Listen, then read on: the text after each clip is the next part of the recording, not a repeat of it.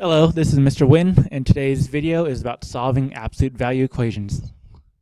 First, make sure you know that the absolute value of a number is its distance from 0 on the number line. So consider the absolute value of x is 4.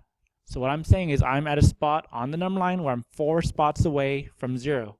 Notice you have -4, which is 4 spots away, and +4, which is 4 spots away. That just means there's two cases, a positive case and a negative case. So make sure you know that. So remember, for absolute value, there's always two cases, the positive case and the negative case.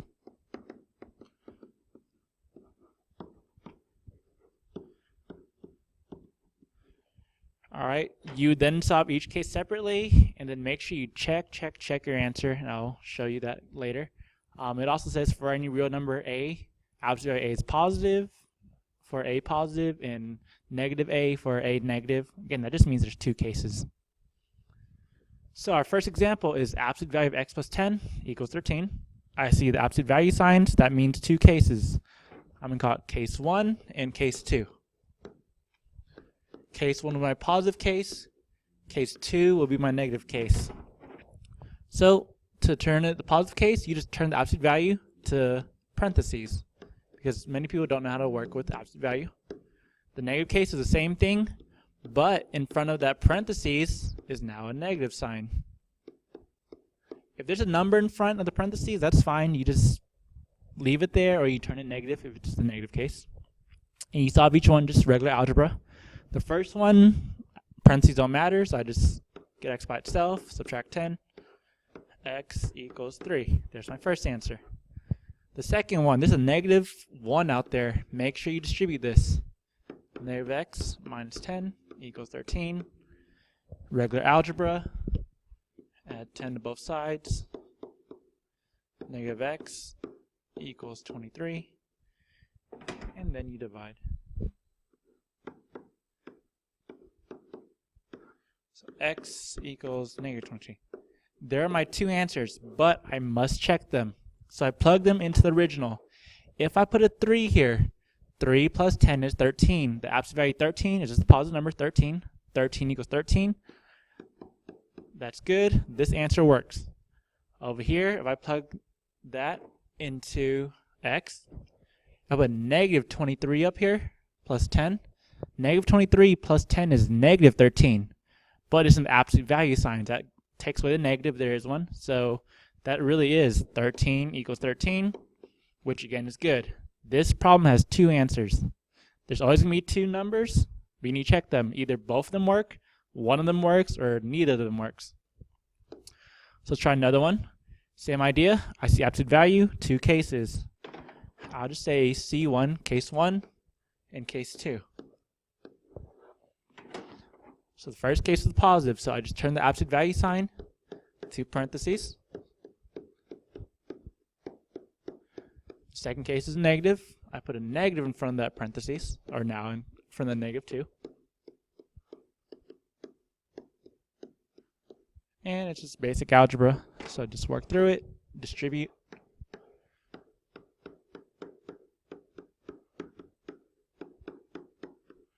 Combine like terms.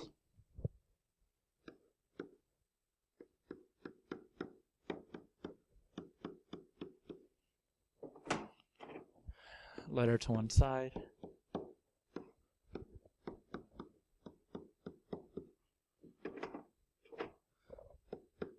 Letter by itself.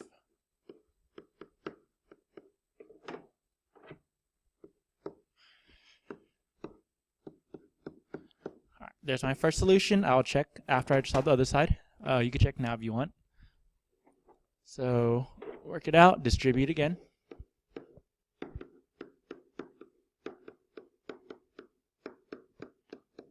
Combine like terms.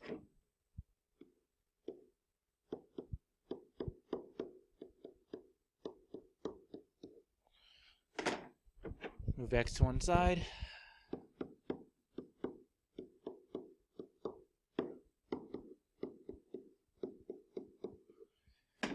Get x by itself.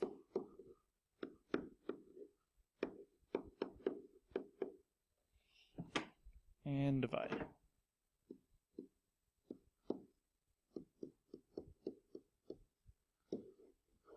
All right, there are my two answers. Now let's check. If I put a 3 in here for all the x's, and I'm going to do this visually. You can check in the calculator. Inside the absolute value is 3 plus 1, which is 4. Absolute value 4 is still 4. 2 times 4 is 8, minus 3 is 5. The left side is 5. On the right side, 3 times 3 is 9, minus 4. 9 minus 4 is also 5. 5 equals 5, that's good. That answer works. When I try this, and this is a fraction, so bear with me. I try 1/3 here, 1/3 here, and 1/3 here. 1/3 plus 1 is 1 1/3, or 4/3. 4/3 times 2 is 8/3. 8/3 minus 1/3 is 7/3. My left side is 7 over 3. On the right side, 3 times 1/3 is 1. 1 minus 4 is -3. 7 over 3 and -3 are not the same things. That's wrong. This answer fails. We call that an extra or extraneous solution. It does not work for our problem. So that's why you must check. This next one, same idea. We just solve it. 2 cases. So C1, C2. So positive case, negative case. Do your algebra, distribute if you have to. This one has nothing, just combine terms. This turns to 3x plus 6 equals 1. Subtract 6. There's a lot of fractions today, and that's fine. And then divide. There's my first answer. Next, other side, let's distribute. This is a -1. Make sure you distribute that. -3x plus 2 plus 8 equals 1. Combine terms. -3x plus 10 equals 1. Subtract 10. -3x equals -9. Divide by -3, divide -3, x equals +3. Alright, I have my two answers. I gotta check both. Now, I'm kind of, not cheat this one, but think about this logically. If I plug x, this -5/3, inside right here,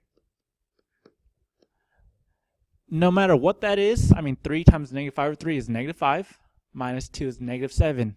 The absolute value of -7 is +7, plus 8 makes 15. My left side is 15. My right side is 1. 15 is not the same as 1. That's false. So this answer fails. And if you really think about it, any number inside the absolute value will always be positive. So I have a positive number plus 8 makes a number bigger than 8. And that's no way going to be equal to 1. Same thing over here. We have x is 3. If I put 3 here, 3 times 3 is 9, minus 2 is 7. Absolute value 7 is still 7. 7 plus 8 is 15. Again, 15 does not equal 1. That's false. So here I have no solution. For no solution, all you do is just put a circle, put a slash through it. Just like that. Or you can say no solution. Your choice. Alright. What I've done is when we're solving for a letter, solving for x or whatever they want, sometimes they ask you to evaluate something when you know the letter. That does not mean 2 cases. That means just plug it in and figure it out. So here, I plug in k, so 2 times -10 plus 5. It's like PEMDAS. Absolute value signs is basically parentheses, so fix the inside. So 5 plus 2 times -10 is -20 plus 5. I'm going to scoot over here. Alright, I still have to fix the inside. So -20 plus 5 is -15. The absolute value of -15 is +15, so 5 plus 15. Combine like terms, add those two together, you get 20. There's no 2 cases there. They give you the letter, you plug it in. Alright, the last part you may need to know is be able to create an absolute value equation from a word problem. If you have that, just follow this formula. The absolute value of x minus the average equals the range. So in this problem, it says most tennis rackets have a 110-inch head. That's the top of a tennis racket. That's the average right there. That's my A. All right, plus or minus 25. That's my range. So write and solve this. We'll just write it. Solving is just like we did before. Examples 1, 2, 3. So my answer here is my equation is absolute value of x minus the average minus 110. Close parenthesis, absolute value equals my range. And that's it. We can solve that 2 cases, which you should know how to do by now. All right, I'll end you with this practice problem. Solve that. Make sure you check your answers. I'm going to tell you now, only one works, not both. The answer should be 6. If you get that, you should be good for the quiz. Again, this is Mr. Wynn. Thanks for watching. I'll see you in class.